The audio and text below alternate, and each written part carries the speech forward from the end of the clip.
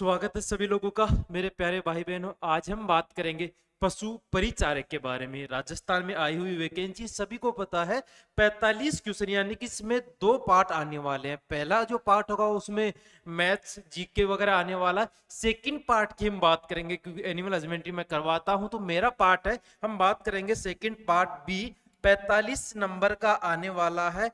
और total question भी कितने होंगे? 45 क्वेश्चन, यानी कि एक क्वेश्चन एक नंबर का एग्जाम में होने वाला है। अपना टारगेट रहेगा 45 में से 45 लाने का। वो तो आपको मालूम चलेगा जब हम क्लास करवाएंगे किस तरीके से पढ़ाया जाता है और किस तरीके से हम सिलेबस कवर करेंगे। क्लास स्टार्ट करने से पहले एक हम झलक देखेंगे आपके सिलेबस के बारे में। सिलेबस वैसे तो सभी लोगों ने देख लिया होगा, काफी टाइम हो गए वैकेंसी को आए हुए, यानी कि फॉर्म भी कंप्लीट हो चुके हैं। लास्ट डेट 17 तारीख थी। सिलेबस जिनके पास में नहीं है तो आप स्क्रीनशॉट ले सकते हैं। इस सिलेबस को देख के डरना नहीं है, क्योंकि आपको दिखने में लगेगा कि सर ये तो बहुत बड़ा सिलेबस है, हम कैसे कवर करेंगे। ऐसा नहीं है माय डियर। सिर्फ ये 4 या 3 या 4 5 मान लीजिए, चलिए 5 4 से लेके 5 पॉइंट ही हैं, उसी के अंदर कंप्लीट सिलेबस आपका कवर हो जाएगा। हम बात करेंगे एक एक टॉपिक के बारे में। और पढ़ाने का तरीका कैसा रहेगा उससे पहले मैं बताऊंगा। पढ़ाने का तरीका रहेगा जैसे कि आज हमने जितनी क्लास करवाई है, कल क्लास स्टार्ट होने से पहले उसके एमसीक्यू जितने भी एग्जाम में आए हुए हैं वो और जो इंपोर्टेंट रहने वाले हैं उसकी हम बात करने वाले हैं। चलिए बात करेंगे। अब मैं बात की आपको मैंने आपको बताया कि 4 से 5 पॉइंट कैसे होने वाले। चलिए मैं बात करता हूं। इसमें पहले नंबर पे दे रखा है देसी नस्लें। पहली बात तो देखिएगा कितना छोटा सिलेबस है, इसमें विदेशी नस्लें नहीं पढ़नी है अपने को, सिर्फ देसी नस्ल के बारे में हम बात करने वाले हैं। देसी नस्लें। पॉइंट नंबर 2 है कृत्रिम गर्भाधान और बंधियाकरण। अब देखिएगा जब हम बात करेंगे देसी नस्लों के बारे में तो देसी नस्लों के बारे में हम बंधियाकरण की बात करेंगे, गर्भाधान कैसे होता है उसके बारे में हम बात करने वाले हैं। दूध दोहन और दूध श्रावण काल, स्वच्छ दूध उत्पादन और पशु एवं कुक्कुट प्रबंधन, यानी कि पशुपालन में ही सारे टॉपिक आ चुके हैं। ये सिर्फ डराने के लिए आपको अलग अलग से काफी सारे पॉइंट दे रखे हैं। जब हम पशु के बारे में पढ़ेंगे तो पशु का प्रबंधन भी तो देखने वाले हैं। इसके अलावा इसमें पशु में दूध कितना होता है, दूध निकालने की प्रक्रिया को क्या कहते हैं, कितनी प्रकार से दूध निकाला जाता है, दूध में क्या क्या पाया जाता है, पशु को कौन सा आहार देना चाहिए, सारी चीजें हम देखने वाले हैं।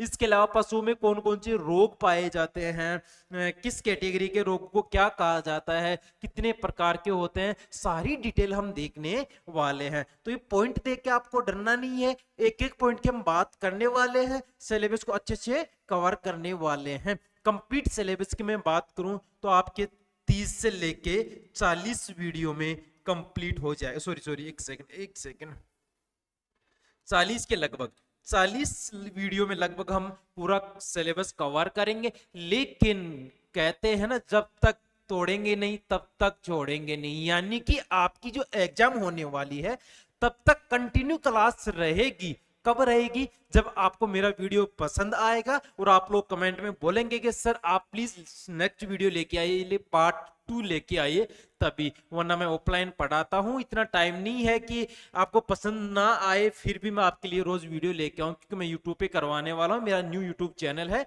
आप सब्सक्राइबर नहीं किए तो प्लीज मेरे चैनल से जुड़ जाइए ताकि आपको न्यू वीडियो आएगा उसका नोटिफिकेशन मिल सके। लेकिन आपको पढ़ाया हुआ अच्छा लगे और आपको याद हो तब की बात है। चलिए आप सिलेबस को एक बार देख लें और स्क्रीनशॉट लेना चाहें तो स्क्रीनशॉट ले सकते हैं। हम एक एक पॉइंट के बारे में बात करने वाले हैं। मैं पहले बात करूंगा देसी नस्लों के बारे में, जैसे ये कंप्लीट होगा। और देसी नस्लों के साथ साथ में कौन कौन से कंप्लीट हो गए, बंधियाकरण कंप्लीट हुआ, संकर प्रजनन कंप्लीट हुआ, या फिर दोहन की विधि है वो कंप्लीट हुआ। जो भी कंप्लीट होगा उसके बारे में हम टिक लगाते हुए चलेंगे और एक एक टॉपिक को अच्छे से कवर करते हुए चलेंगे। और हम कोशिश करेंगे हर चीज को विथ फोटो के द्वारा समझा जाए। पशु के एज ज्ञात करना, धातु से कैसे पहचाना जाता है, उम्र ज्ञात करना, सब चीज हम अच्छे से देखने वाले हैं। चलिए लिख लिया होगा सभी लोगों ने सिलेबस या स्क्रीनशॉट ले लिया होगा। टारगेट रहेगा अपना 45 में से 45, वो आपको मालूम चल जाएगा जब हम क्लास स्टार्ट करने वाले हैं। एक चीज मैं सारा कंटेंट पहले से तैयार कर रखा है, क्योंकि ऑफलाइन पढ़ाता हूं तो ऑफलाइन में काम आता है। कंप्लीट कंटेंट तैयार है, सिर्फ आपको समझना है, साथ के साथ में लिखना है, जो भी इंपॉर्टेंट पॉइंट है उनके बारे में देखिएगा। पशु की नस्लों का वर्गीकरण में हम स्टार्ट करेंगे नंबर वन पे हम स्टार्ट करने वाले हैं गाय के बारे में। नंबर 1 पे हम बात करेंगे गाय के बारे में। चलिए, पहला पॉइंट तो यही क्लियर हो चुका है कि गाय में हमने को देसी विदेशी नस्लें नहीं पढ़नी है, सिर्फ देसी नस्ल के बारे में हम बात करने वाले हैं। लेकिन विदेशी नस्लों का भी नॉलेज जरूरी है, ज्ञान जरूरी है, क्योंकि विदेशी नस्ल आएंगे तो नहीं, लेकिन पूछा जा सकता है। किस टाइप से पूछा जाएगा, क्वेश्चन क्या बन सकता है, उसके बारे में हम चर्चा करेंगे। चलिए, कुल, यानी कि पहले नंबर पे है कुल।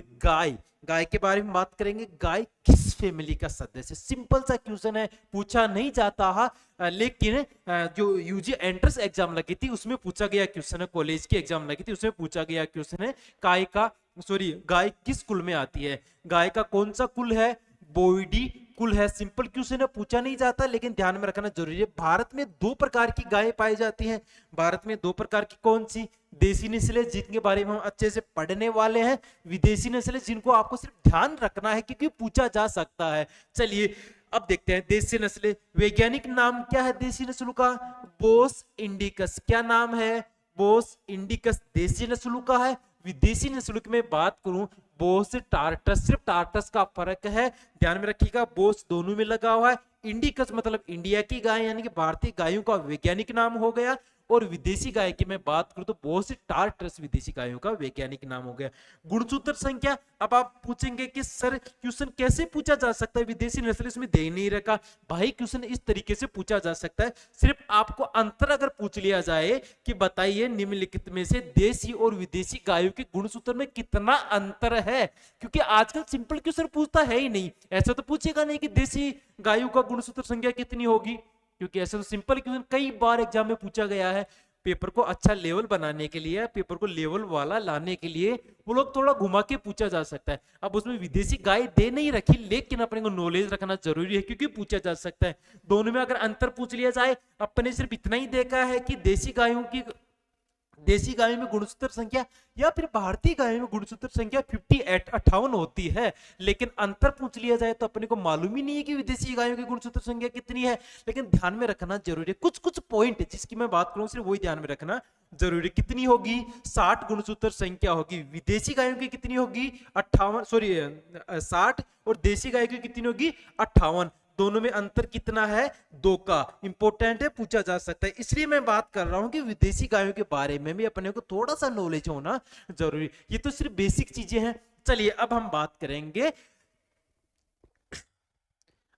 करेंगे देसी और विदेशी गायों की विशेषताएं। मैंने पूछा ना, दोनों में अंतर पूछा जा सकता है, दोनों में कंपेयर कर सकता है कि कौन सी देसी विदेशी नस्लों की पहचान है। इसलिए अपने को देसी गायों के साथ साथ में विदेशी गायों का नॉलेज होना बिल्कुल आवश्यक है। चलिए बात करते हैं, देखिएगा देसी गायों में क्या पाया जाता है?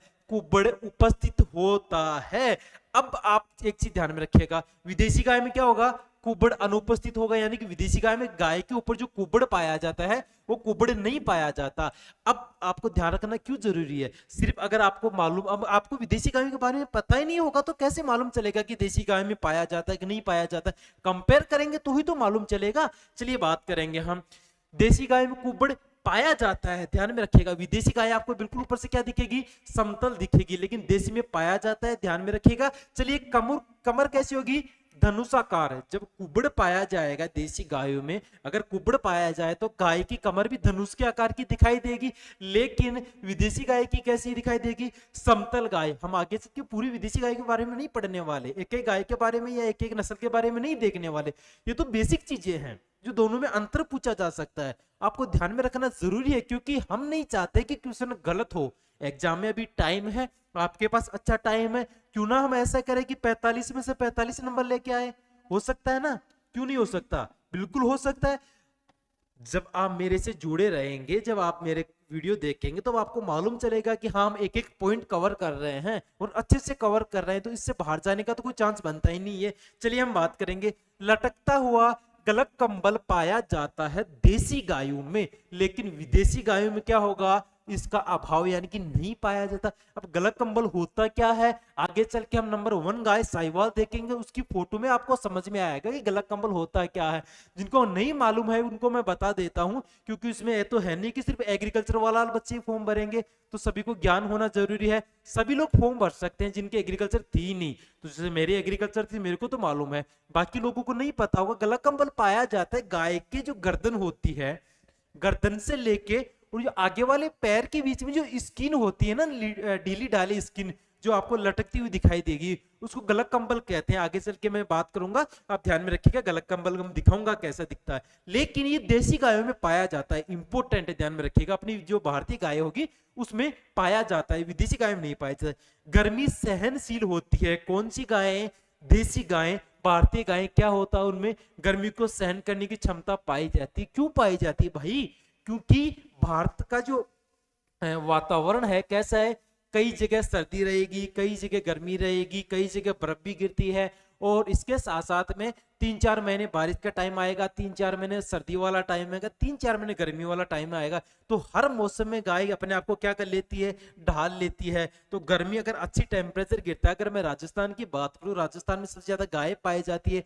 कितना डिग्री, 50 डिग्री टेम्परेचर चला जाता है, तो गाय क्या होती है, गर्मी सहन कर सकती है, लेकिन अधिक गर्मी सहन नहीं कर पाती, क्योंकि ज्यादातर विदेशों में ऐसे इलाके हैं जहां पे हमेशा हर टाइम आपको क्या दिखाई देगा, गर्मी कम दिखाई देगी, सर्दियां अधिक दिखाई देगी। इसलिए विदेशी गायों को लोग यहाँ पालते भी कम है, क्योंकि गर्मी कम सहन करती है।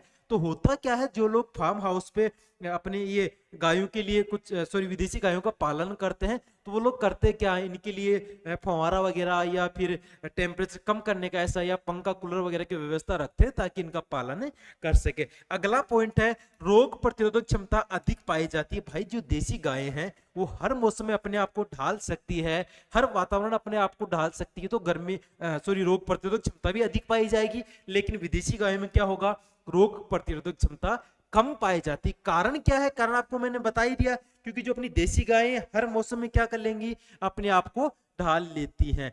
अब हम बात करेंगे सबसे इंपॉर्टेंट चीज, और जो स्टूडेंट होते हैं ना, उनको सबसे इजी लगता है ये चीजें, जो मैं ये सारणी लेके आई हूं आपके सामने, आपको दिखने में सबसे इजी लगता है। ध्यान में रखिएगा, इसमें से कम 4 से लेके 5 प्रकार के क्वेश्चन बन सकते हैं।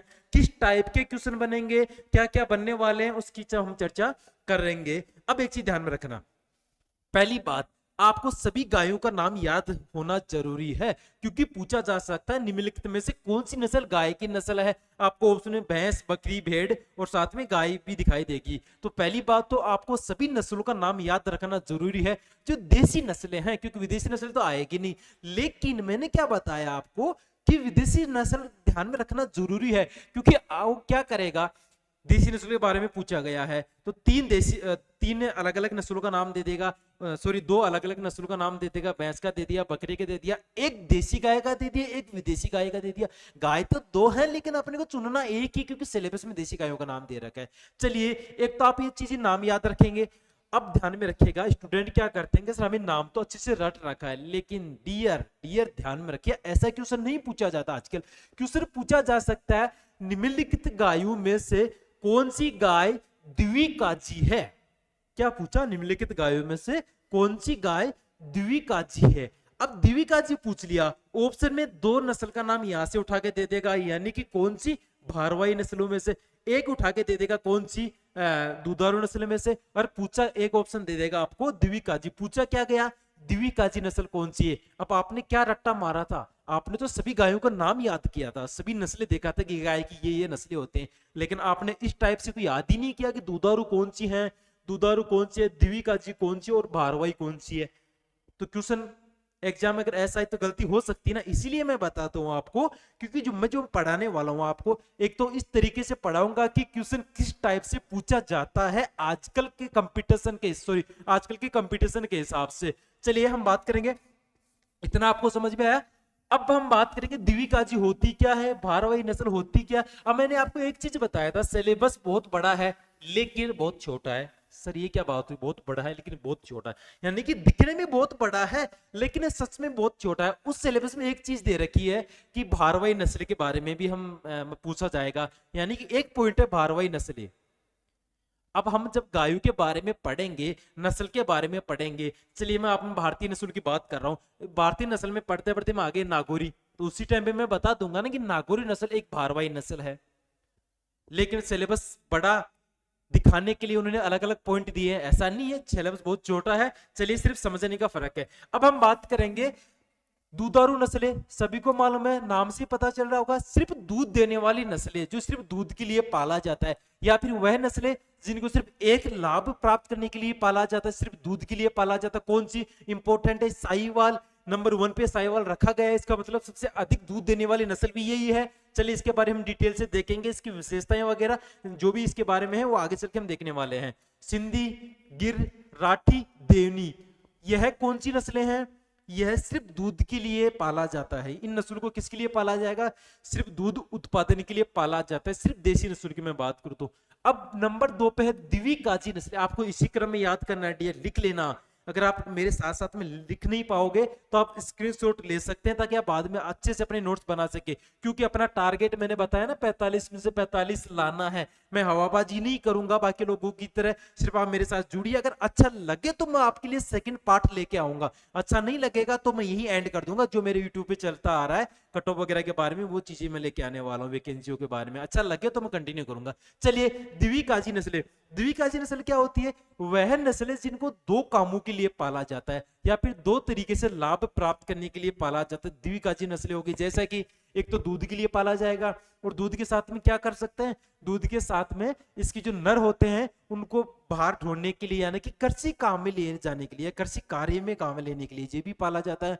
या फिर भारत में मांस बैन है, लेकिन दूध के साथ में इनको मांस के द्वारा काम में लेने के लिए भी पाला जाता है। यानी कि कहने का मतलब ये हुआ कि जिनको दो प्रकार से हम लाभ प्राप्त कर सकते हैं, जिन नस्ल के द्वारा हम दो प्रकार से लाभ प्राप्त कर सकते हैं, द्विकाजी नस्लें हो गई। ये समझ में आया? कौन सी है? थार पारकर, हरियाणा, डांगी, अंगोल, पंगानूर, गाबलाब, कांकरेज, राठी, मेवाती, निमाड़ी, देवली और कृष्ण घाटी, ये कौन सी है? द्विकाजी नस्लें।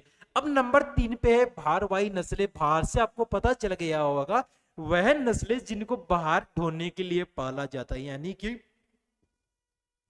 आजकल तो सारे काम ट्रैक्टर वगैरह से होने लगे। पहले के टाइम पे किससे होता था?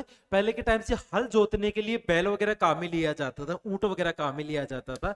तो बाहर ढोने के लिए, यानी कि इनके जो नर होते हैं, इन गायों के या इन नस्लों के जो नर होते हैं, उनको कृषि कार्य में काम में लिया जाता था। या फिर उस टाइम पे ऊंट लड़ा चलाते थे, ऊंट गाड़ी, सॉरी बलद गाड़ी जिसको हम बोलते थे, ये गाड़ी इन नस्लों के, इनके नस्लों के जो नर होते हैं उनके पीछे एक गाड़ी लगा दी जाती, और गाड़ी में बाहर ढोने के लिए या कृषि कार्य काम में लेने के लिए पाला जाता है। यानी कि वह नस्लें जिनको बाहर ढोने के लिए या फिर कृषि कार्य काम में लेने के लिए पाला जाता है, उनको कौन सी कैटेगरी में रखा गया है?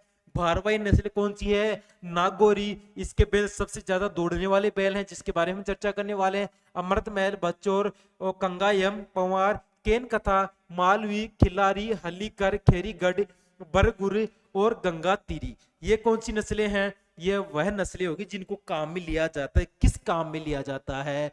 बाहर ढोने के काम में लिया जाता है। समझ में आया आपको? स्क्रीनशॉट ले लीजिएगा, क्योंकि आपको इसी क्रम में याद करना है। अगर अपने को एक भी क्वेश्चन गलत नहीं करना है, एक एक पॉइंट पे टारगेट करना है, 45 में से 45 नंबर लाना है, तो ये चीज आपको रटना पड़ेगा।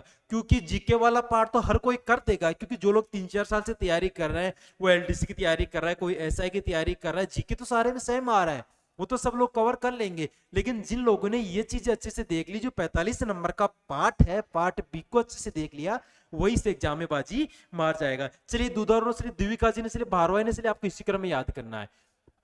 विदेशी नस्लें हैं जिनके बारे में हम पढ़ने वाले नहीं हैं, क्योंकि एग्जाम में नहीं आ सकता, सॉरी एग्जाम में नहीं दिया गया, सिलेबस में नहीं दिया गया, लेकिन लेकिन लेकिन लेकिन संकर नस्लें हम पढ़ सकते हैं। अब संकर नस्ल ये है होलिस्टीन, सॉरी संकर नस्ल ये है कर्ण फ्रीज, कर्ण स्विस और फ्रीज वॉल। इसके बारे में हम पूछा जा सकता है। क्यों पूछा जा सकता है? कि एक तो पॉइंट में दे रखा है संकर नस्ल, मैंने बताया ना, इसी में कवर हो गया। आपको अलग से सिर्फ डराने के लिए दिए रखा है कि संकर नस्ल के बारे में पढ़ेंगे। दूसरी चीज, एक संकर नस्ल के बारे में क्यों पूछा जा सकता है? क्योंकि एक तो क्या लिया गया है, एक तो नर या नर या मादा विदेशी नस्ल से लिया गया क्रॉस करवाने के लिए, और एक नस्ल अपनी देसी नस्ल लिया गया है, इसलिए पूछा जा सकता है। इसके बारे में सिर्फ संकर नस्ल के बारे में हम देखने वाले हैं। 3 प्रकार की है। पहली बात तो जो तीनों संकर नस्लें हैं, कर्ण फ्रीज, कर्ण स्विस और फ्रीज क्रॉस, कहां से ली गई है? ये है राष्ट्रीय डेयरी अनुसंधान संस्थान यानी कि एनडीआरआई। कहां पे है डियर? ये करनाल है। करनाल कहां पे? हरियाणा में। पहली बात मैं आपको बता देता हूं, जब हम सिलेबस में देखेंगे ना तो आपके अलग से दे रखा है कि पशु के संबंधी जितने भी अनुसंधान है, संस्थान है, उनके बारे में हम बात करने वाले हैं। तो एक पूरा वीडियो उसके लिए मैं लेके आऊंगा अलग से, कहां पे है, कब स्टार्ट हुआ उसका, फिलहाल वर्तमान में कौन उसका अध्यक्ष है, सारी हम चर्चा करने वाले हैं। सिर्फ आप इतना सा ध्यान में रखिएगा, जो 3 संकर नस्लें हैं एनडीआरआई द्वारा ली गई है। कौन कौन सी नस्ल है?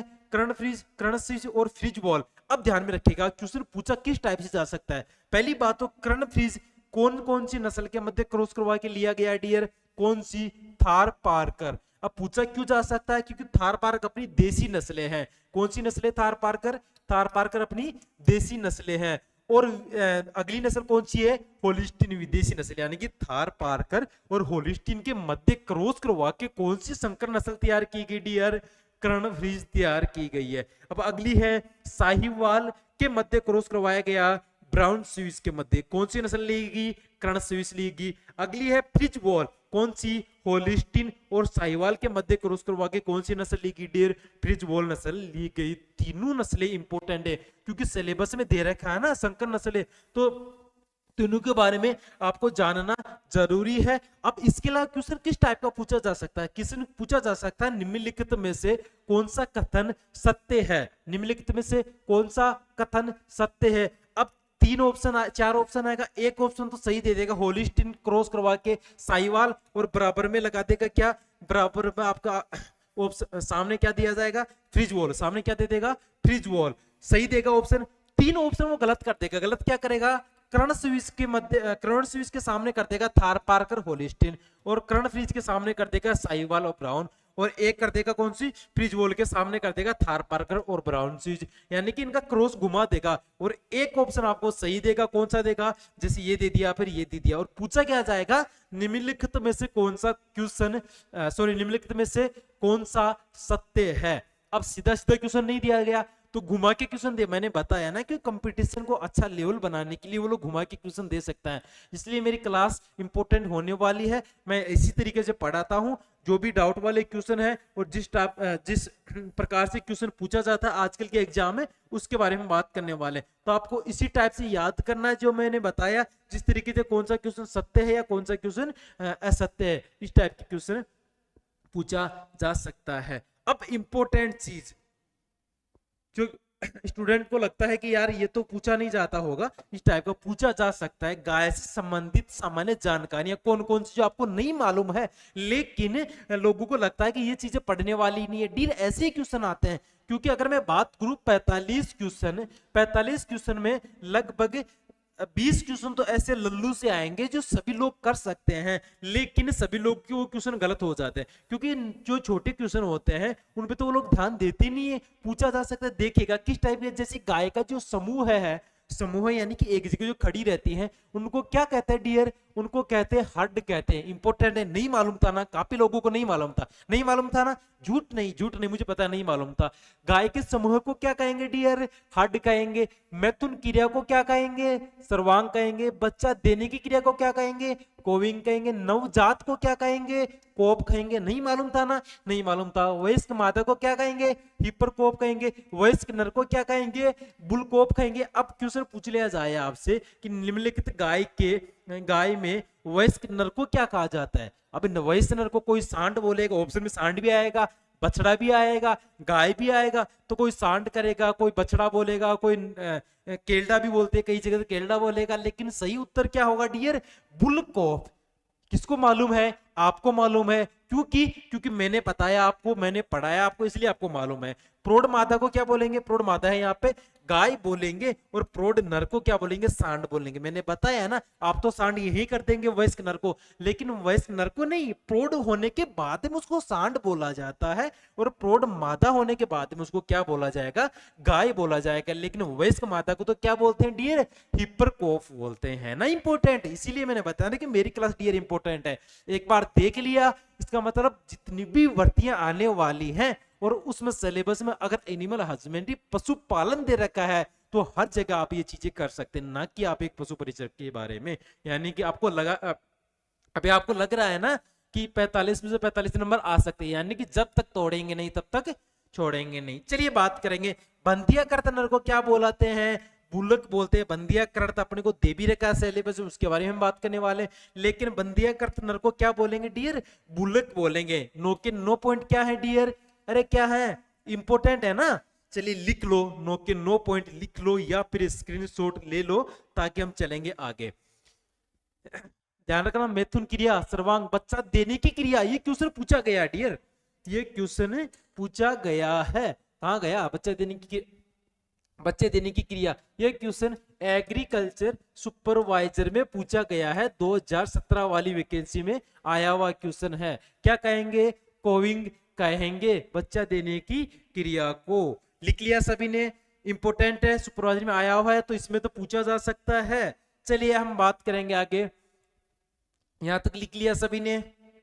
चलिए अब हम जो इंपोर्टेंट पॉइंट है यानी कि गाय के बारे में हम पढ़ने वाले हैं। नंबर 1 पे साहिवाल देखेंगे, लेकिन उससे पहले जो भी इंपोर्टेंट पॉइंट है उसके बारे में हम देख लेते हैं। जैसे कि गर्भकाल कितना होता है गाय का, 280 से 285 दिन के बीच में। सभी लोग बचपन से देखते आ रहे हैं, सुनते आ रहे हैं 285 दिन, लेकिन ऑप्शन में सर क्या आएगा, ऑप्शन में ऐसे तो आएगा नहीं 280 से 285 दिन, या तो आपको ऑप्शन में दिखेगा 280 दिन या फिर दिखेगा 281 दिन, 281, ध्यान में रखिएगा 280 या 281, लेकिन 280 से 285 दिन के बीच में गर्भकाल होता है।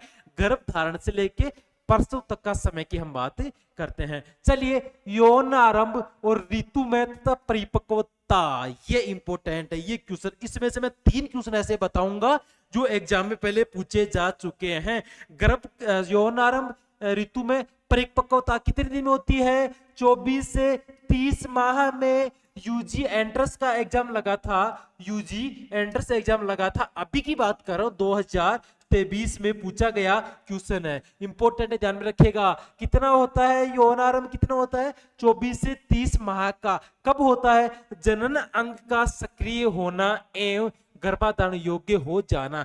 कहने का मतलब ये हुआ जो नस्ल में नर आती है, नर आता है, नर में तो क्या हो जाता है, वीर्य का निर्माण होना स्टार्ट हो जाता है, और मादा में क्या होगा डियर, मादा में अंडाणु का बनना स्टार्ट हो जाता है। दोनों ध्यान में रखिएगा, इंपॉर्टेंट है, नर में वीर्य का निर्माण होना और मादा में अंडाणु का बनना। तो इस टाइम पे आप क्या कहेंगे, अरे गाय में क्या हो गया, यौनारंभ आने लगा, ऋतु में हो गई, परिपक्वता हो गई, कितने महीनों में, जब उसकी एज कितनी, 24 से 30 माह के बीच में हो जाए। तो क्वेश्चन पूछा जा सकता है कि निम्नलिखित में से, सॉरी निम्नलिखित में से नहीं, गाय में से या फिर गाय में यौनारंभ कब आता है, कितने माह में आता है यौनारंभ, कितने माह में आता है डियर, 24 से 30 माह में।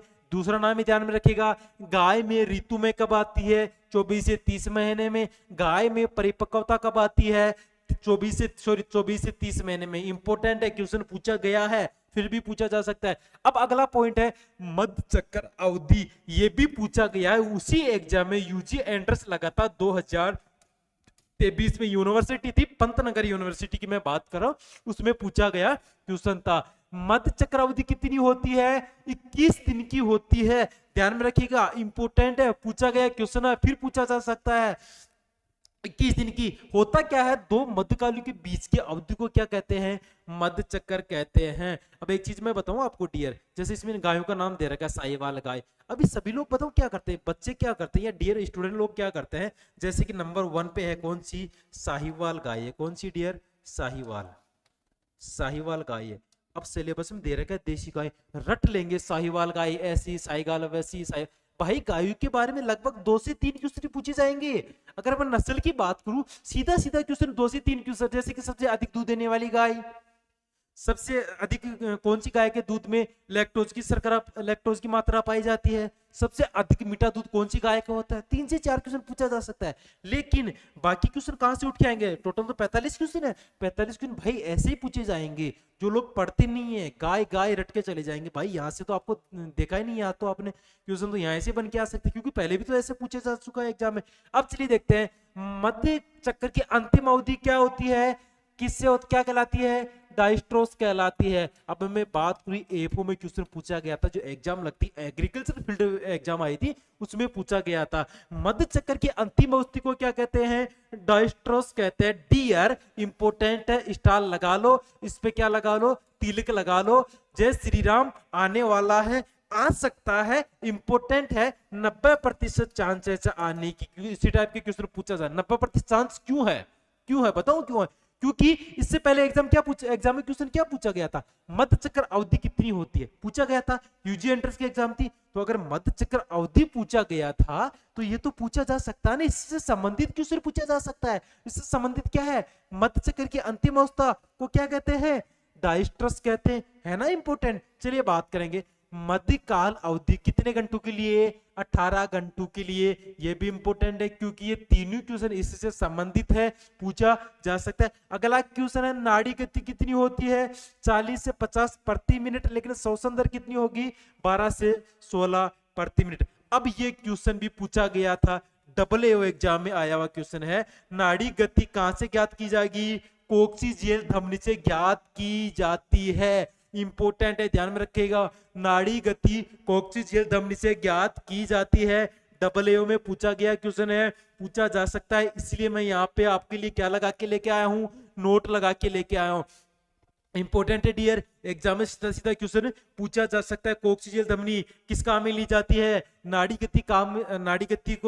गति ज्ञात करने के काम में ली जाती है। अब लाइन है 1 2 3 4 5 6 7, यानी 4-5 लाइन में से मैंने कम से कम आपको कितने 6 से लेके 8 क्वेश्चन बताए होंगे इंपोर्टेंट, जो एग्जाम में आए हुए हैं वो भी बताया मैंने, और किस तरीके से एग्जाम में पूछा जाता है और इस बार कौन सा क्वेश्चन इंपोर्टेंट है। इसलिए मैंने बताया ना आपको कि मेरा लेक्चर से आप जुड़िए, आपको मजा आने वाला पढ़ने में। अब गायों के बारे में सारी चीजें होगी, बेसिक चीजें जो पूछा जा सकता है। अब हम एक एक नस्ल के बारे में बात करने वाले हैं। कौन सी नस्लें, देसी नस्लें। नंबर 1 पे है क्या, साहिवाल, लिख लो डियर, लिख लीजिएगा। नंबर 1 पे हम बात करेंगे साहिवाल गाय। प्लीज अगर मेरा लेक्चर पसंद आए, एक भी बच्चे को पसंद आए, तो अपने दोस्तों को जरूर शेयर कीजिएगा, क्योंकि आप लोग देखेंगे, कमेंट करेंगे, मैसेज करेंगे, या फिर आपको समझ में आएगा और आप बोलेंगे कि सर नेक्स्ट वीडियो आना चाहिए, तभी मैं लेके आऊंगा। क्योंकि इतना टाइम नहीं है डेर, बहुत टाइम लगता है आपके लिए कंटेंट बनाने में, क्वेश्चन बनाने, क्योंकि मैं जितना पढ़ाऊंगा नेक्स्ट दिन उतने ही तो क्वेश्चन भी तो लेके आऊंगा आपके लिए इंपोर्टेंट, तो उसमें भी टाइम लगता है। उसके अलावा एग्जाम तक मैं कम से कम 5 से 6 बार आपको रिवाइज करवा दूंगा, हजारों क्वेश्चन दे दूंगा आपको, उसमें टाइम लगता है, लेकिन तब करूंगा जब आपकी तरफ से क्या मिलेगा, मुझे पॉजिटिविटी मिलेगी। चलिए, साहिवाल मूल स्थान है, सिंपल सा क्वेश्चन, नहीं पूछा जा सकता, लेकिन पहले बहुत पूछा गया है। मूल स्थान, इस नस्ल का मूल स्थान कहाँ पे, पाकिस्तान में। और कौन सी नदी के किनारे, रावी नदी। कौन सी जगह, मोंटोगोमरी। अब सर क्वेश्चन तो नहीं पूछा जा सकता सर सिंपल सा साहिवाल का मूल स्थान, लेकिन डियर पूछा जा सकता है। क्या दिया जा सकता है, साहिवाल गाय का मूल स्थान कहाँ पे है, पाकिस्तान नाम ना देके, रावी नदी नाम ना देके, मोंटोगोमरी दे दे। ये एओ में पूछा गया क्वेश्चन है। कौन से एग्जाम में, एग्जाम एओ में पूछा गया क्वेश्चन है। क्या पूछा गया था, साहिवाल गाय का मूल स्थान मोंटोगोमरी। पाकिस्तान भी दिया हुआ था, क्योंकि पाकिस्तान 2-3 नस्लों का वो है, मूल स्थान है। तो आप ध्यान में रखिएगा, इसी तरीके से अपने को याद करना है, शॉर्ट में पाकिस्तान नहीं रटना है। पाकिस्तान में रावी नदी के किनारे मोंटोगोमरी जगह में, तीनों चीज इंपॉर्टेंट है। सॉरी, याद हुआ, मूल स्थान कहां पे, पाकिस्तान, रावी नदी के किनारे, मोंटोगोमरी जगह। अब चलिए अगला क्वेश्चन है, इसका कॉमन नेम। कॉमन नेम सबसे ज्यादा पूछा गया क्वेश्चन, और पूछा जा सकता है। कौन सी गाय को लोला नाम से जानते, गाय का नाम नहीं देगा, वह कौन सी नस्ल है जिसको लोला नाम से जानते हैं। क्वेश्चन नंबर 2, लोला नाम से क्यों जानते हैं, दोनों क्वेश्चन इंपोर्टेंट है। और साहिवाल को कौन से नाम से जाना चाहते, 3 क्वेश्चन बन सकते हैं। चलिए नंबर 1 पे हम बात करेंगे, त्वचा मुलायम और ढीली होने के कारण इसको किस नाम से जाना जाता है, लोला नाम से जाना जाता है। कौन सी नस्ल को, साहिवाल को। क्यों, क्योंकि इसकी त्वचा ढीली और मुलायम होती है। कैसी होती है, ढीली और मुलायम होती है, इसके कारण इसको किस नाम से जानते हैं, लोला नाम से जानते हैं। यह नस्ल भारत में पंजाब, हरियाणा, दिल्ली तथा उत्तर प्रदेश में भी पाई जाती है। यानी कि वितरण की मैं बात करूं, पाकिस्तान तो मूलिस्तान है, लेकिन इसके अलावा इसको कहां कहां देखा जाता है, भारत में पंजाब में, हरियाणा में, दिल्ली में, उत्तर प्रदेश, बिहार तथा मध्य प्रदेश, अन्य जगह भी इसको देखा जाता है। मूलिस्तान हो गया, अन्य नाम लोला नाम हो गया। लोला नाम क्यों पड़ा वो हो गया। अब चलिए बात करें शारीरिक विशेषता। इसका रंग लाल कतई होता है, जिसका सिर चौड़ा, ललाट मध्यम आकार का तथा सींग मोटे छोटे। ये क्वेश्चन यूजी एंट्रेंस में पूछा गया क्वेश्चन है। क्वेश्चन वह कौन सी नस्ल है जिसके सींग मोटे तथा छोटे दिखाई देंगे, कौन सी है, साहिवाल। शारीरिक विशेषताओं में इतना लिख लो, एक बार स्क्रीनशॉट ले लो, फिर हम आगे चलते हैं।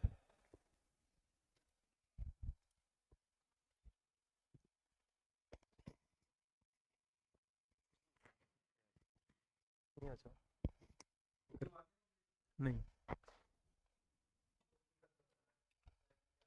रुको, लिख लिया सभी ने। चलिए आगे बात करेंगे। और क्या बची की शारीरिक विशेषताएं, शारीरिक विशेषताएं, आंखें उभरी हुई तथा कान मध्यमाकार के होंगे। अब इंपोर्टेंट डियर, क्या सबसे अधिक दूध देने वाली कौन सी है, साहिवाल। इसके साथ साथ में सर्वाधिक मीठा दूध कौन सी गाय का, साहिवाल का। लैक्टोज की मात्रा कितनी पाई जाती है, लैक्टोज शर्करा पाई जाती है 5.1%। कितना, 5.1%। अब क्वेश्चन पूछा जा सकता है, साहिवाल गाय के दूध में कितनी प्रतिशत शर्करा पाई जाती है, लैक्टोज शर्करा 5.1%। निम्नलिखित में से सर्वाधिक मीठा दूध कौन सी नस्ल का होता है, साहिवाल का। भारतीय गायों में सर्वाधिक दूध देने वाली गाय कौन सी है, साहिवाल। 3 से 4 प्रकार के क्वेश्चन एक लाइन से, इसलिए ध्यान में रखिएगा। जब सबसे अधिक मीठा दूध होगा, मीठा दूध क्यों होता है, ये भी तो क्वेश्चन पूछा जा सकता है ना, गाय का दूध मीठा क्यों होता है, किसके कारण होता है, लैक्टोज शर्करा के कारण। और सबसे अधिक लैक्टोज शर्करा पाई जाती है तो सबसे अधिक मीठा भी होगा, बस वह गाय कौन सी है, साहिवाल। इंपोर्टेंट है, ध्यान में रखिएगा। दुग्ध सिराएं लंबी तथा टेढ़ी मेढ़ी होती है, ये इसकी मुख्य पहचान है। दुग्ध सिराएं टेढ़ी मेढ़ी तथा कैसी, लंबी होगी, ये इसकी मुख्य पहचान हम आगे चल के पिक्चर में देखेंगे। अधिक दूध देने वाली गाय की विशेष पहचान है, यानी कि सबसे अधिक दूध देने वाली गाय भी यही है, इसलिए इसको जाना जाता है। उत्पादन की मैं बात करूं, लगभग 3.5 वर्ष में कितना, या 300 दिन में कितना, लगभग 2000 से 2500 केजी आप दूध प्राप्त कर सकते हैं। अब आपसे दूध की मात्रा भी पूछा जा सकता है, कितना दूध प्राप्त कर सकते हैं, 2000 से लेके 2500 केजी आप एक साल में या एक ब्यावत में दूध प्राप्त कर सकते हैं। और दूध में वसा की मात्रा कितनी पाई जाती है डियर, 4 से 5% क्या पाई जाएगी, अरे 4 से 5% क्या पाई जाती है, वसा की मात्रा पाई जाती है। लैक्टोज की मात्रा कितनी पाई जाएगी, 5.1% पाई जाएगी। लैक्टोज से होता क्या है, दूध में मीठापन आता है, तो सबसे अधिक लैक्टोज शर्करा पाई जाती है, तो सबसे अधिक मीठा दूध कौन सी गाय का, साहिवाल गाय का। इंपोर्टेंट है, चलो लिख लो यहां तक, या स्क्रीनशॉट ले लो, फिर आगे चलते हैं। अब एक चीज ध्यान में रखिएगा, क्वेश्चन पूछा जा सकता है, वह निम्नलिखित गायों में से कौन सी नस्ल है जिसकी दुग्ध सिराएं कैसी होती है, टेढ़ी मेढ़ी होती है। दिखाऊं आपको कैसे टेढ़ी मेढ़ी दिखाई देगी आपको, ये देखिएगा। साहिवाल गाय आपको दिखने में कुछ इस प्रकार की दिखाई देगी, ये तो साहिवाल बैल हो गया, ये गाय होगी। दुग्ध सिराएं देखिएगा, ये छोटी यहां तक आ रही है, आगे वाली थोड़ी लंबी आ रही है, ये और भी लंबी है, पीछे वाली यहां तक है, यानी कि टेढ़ी मेढ़ी दुग्ध सिराएं कौन सी नस्ल की, साहिवाल की। क्योंकि इसमें दूध का प्रेशर अधिक होता है, इसकी वजह से गायों के जो थन होते हैं वो कैसे हो जाते हैं, टेढ़े मेढ़े हो जाते हैं। सबसे अधिक दूध देने वाली गाय भी तो यही है, और सबसे मीठा दूध भी इसी का है, लोला नाम से इसको जानता है। पाकिस्तान मोंटेगोमरी इसका मूलिस्तान है, रावी नदी के किनारे। अब क्वेश्चन पूछा जा सकता है, वह नस्ल कौन सी है जिसका उद्गम स्थान या उत्पत्ति स्थान कौन सी नदी के किनारे है, रावी नदी के किनारे है। इसमें सारे क्वेश्चन इंपोर्टेंट है, यहाँ स्क्रीनशॉट ले लिया सभी लोगों ने। अरे आपको समझ में आया कि नहीं आया, सबसे इंपॉर्टेंट बात है डियर, आपको समझ में आना है। क्योंकि आप अगर मेरे वीडियो पे 30 से 40 मिनट या 50 मिनट रुक रहे हैं, अपना कीमती समय दे रहे हैं मेरे को वीडियो देखने के लिए, तो आपका कुछ फायदा होना चाहिए, तभी आप देंगे, वरना क्यों देंगे। तो आपको अच्छा लग रहा है तो ही आप टाइम दीजिएगा, वरना अपनी पढ़ाई जरूरी है डियर, पढ़ाई जरूरी। चलिए बात करेंगे, समझ में आया। एक नंबर 1 वाली गाय साहिवाल गाय से सारे क्वेश्चन सही होने चाहिए। बाकी मैं कल का जो वीडियो लेके आऊंगा, अगर ये अच्छा लगेगा तो सेकंड वीडियो लाऊंगा। तो सेकंड वीडियो से पहले मैं क्या लेके आऊंगा, साहिवाल गाय और आज गिर गाय, दो गाय देखने वाले हैं। साहिवाल गाय और गिर गाय में जितने भी इंपॉर्टेंट क्वेश्चन है ना डियर, इसके बारे में जितने भी एमसीक्यू क्वेश्चन बनने वाले हैं वो लेके आऊंगा। चलिए, गिर गाय मूल स्थान कहाँ पे है, इस नस्ल का मूल स्थान कहाँ पे, काठियावाड़ के दक्षिण डम की पहाड़ी। ये कहाँ पे है, गुजरात में। कहाँ पे है, गुजरात में डियर, ये गुजरात में है, गुजरात में। देखिएगा इस नस्ल का मूल स्थान कहाँ पे, काठियावाड़ में। कहाँ पे, दक्षिण से डम की पहाड़ियां इंपोर्टेंट है। डम की पहाड़ियां पूछा जा सकता है, क्योंकि आजकल मूल स्थान में सीधा गुजरात तो दिया हुआ नहीं होगा।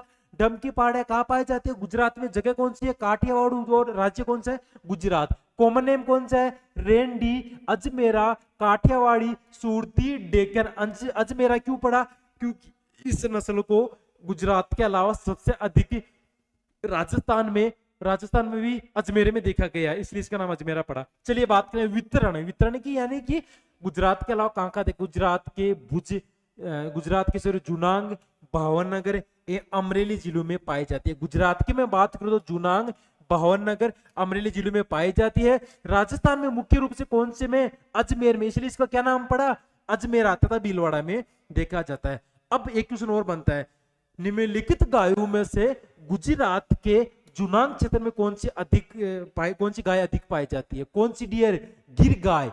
जुनांग क्षेत्र में, कहां पे, जुनांग क्षेत्र में सबसे अधिक कौन सी गाय, गिर गाय। क्योंकि क्वेश्चन घुमा के देगा डियर, सीधा सीधा क्वेश्चन नहीं देगा। वह गाय कौन सी है जिसको सबसे अधिक भावनगर में देखा जाता है, कौन सी है, गिर गाय। वह गाय कौन सी है जिसको राजस्थान में सबसे अधिक अजमेर में ही देखा जाता है, कौन सी है, गिर गाय। इंपोर्टेंट क्वेश्चन है, इसी टाइप के क्वेश्चन पूछे जाएंगे। लिख लिया यहाँ तक आप सभी लोगों ने, स्क्रीनशॉट ले लीजिएगा।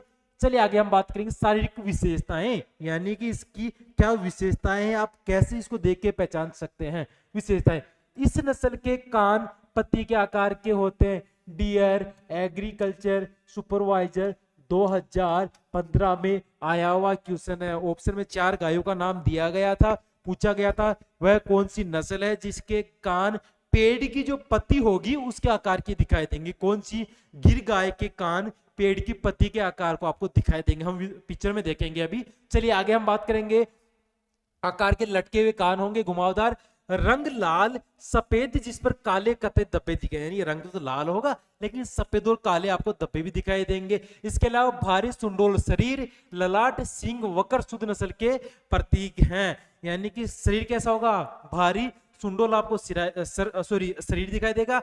अब इसमें से सबसे अधिक पूछा जाने वाला क्वेश्चन एफओ में आया हुआ, डबल एओ में आया हुआ, एओ में आया हुआ, एग्रीकल्चर सुपरवाइजर में आया हुआ, और इसके अलावा असिस्टेंट जो प्रोफेसर की वैकेंसी लेके उसमें भी आया हुआ क्वेश्चन है। कौन सा क्वेश्चन, गिर नस्ल ऐसी नस्ल है भारतीय नस्लों में जिसको सबसे अधिक विदेशों में भेजा गया है। तो क्वेश्चन पूछा जा सकता है भारतीय नस्ल कौन सी है जिसको सबसे अधिक विदेश में भेजा गया, कौन सी है, गिर। कौन से देश में भेजा गया, अरे कौन से में, ब्राजील में सबसे अधिक गाय को ब्राजील में भेजा गया है। सन की मैं बात करूं तो कौन सी सन में, 1980 में, 1980 में, ध्यान में रखेगा 1980 में इस नस्ल के पशु काफी संख्या में कहां भेजा गया, ब्राजील में भेजा गया। अब इंपोर्टेंट है क्योंकि पहली भारतीय नस्ल है जिसको विदेश में भेजा गया, जो भी लाखों की संख्या में भेजा गया।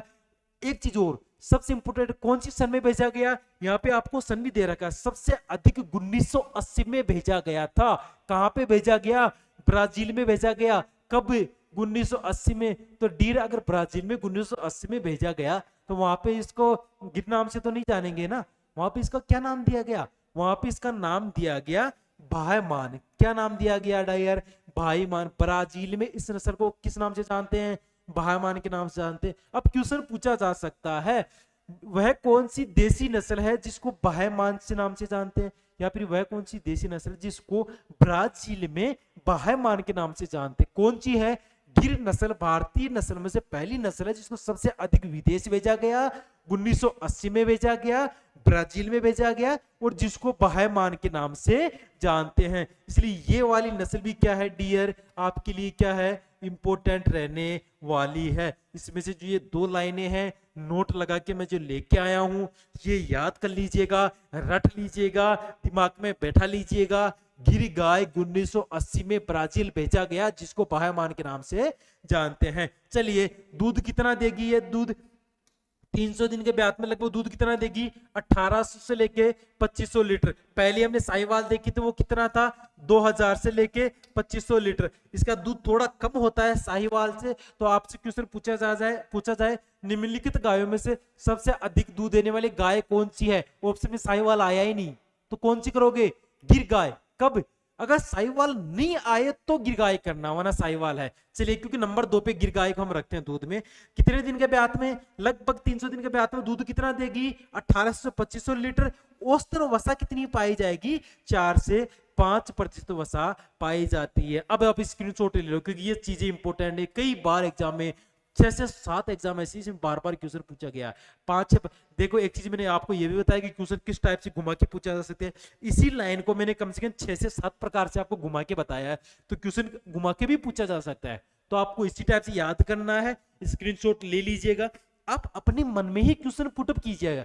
कैसे कि जैसे कि आपने पढ़ा 1980 में इस नस्ल के पशु काफी संख्या में ब्राजील भेजा गया था। ऐसे रटना नहीं है ब्राजील भेजा गया था 1980 में भावने के नाम, नहीं डियर, अपने आप में क्वेश्चन निकालिए दिमाग से। कैसे कि वह नस्ल कौन सी है जिसको बाह्य नाम से जानते हैं? वह नस्ल कौन सी है जिसे 1980 में विदेश भेजा गया? ब्राजील में भेजे जाने वाली गाय कौन सी है? आप अपने मन के अंदर ही क्वेश्चन बनाओगे ना, तो कभी भी नहीं भूल पाओगे। जो एक बार पढ़ा, जो क्वेश्चन रटा, जो आपने देखा, जो समझा, वो आपको परमानेंट क्या होने वाला है? याद होने वाला है। चलिए, मैं आपको दिखाऊंगा किस प्रकार की गिर नस्ल दिखती है। अब गिर नस्ल में से मैंने एक चीज बताया था, कौन सा? शारीरिक विशेषताओं में से एक चीज बताया था कि शारीरिक विशेषताओं में से क्वेश्चन पूछा गया था। कौन सा? इसके जो कान होते हैं ना, कान दिखाई दे रहा डियर? पेड़ की पत्ती का आकार का कान दिखाई देता है। तो यह वह कौन सी नस्ल है जिसका कान पेड़ की पत्ती का आकार का दिखाई देता है? कौन सी है? गिर नस्ल। देखिएगा, इसका कान आपको कैसे दिखाई दे रहा है? जैसे पेड़ की पत्ती हो। इंपॉर्टेंट, लिख लिया सभी ने? चलिए, आज की क्लास यही एंड करेंगे। अगर आपको क्लास अच्छी लगी है, पढ़ने में मजा आया, समझ में आया, आपको लगा कि हाँ मैं कुछ क्वेश्चन करके आ सकता हूं, तो आप क्या करेंगे? कमेंट कीजिएगा, ताकि मैं इसका नेक्स्ट पार्ट और अगला वीडियो लेके आऊं। चलिए, मिलते हैं नेक्स्ट वीडियो में, अगर आपने चाहा तो। तब तक के लिए bye bye, thank you so much. अपना ध्यान रखिएगा और अपने आसपास सफाई जरूर रखिएगा।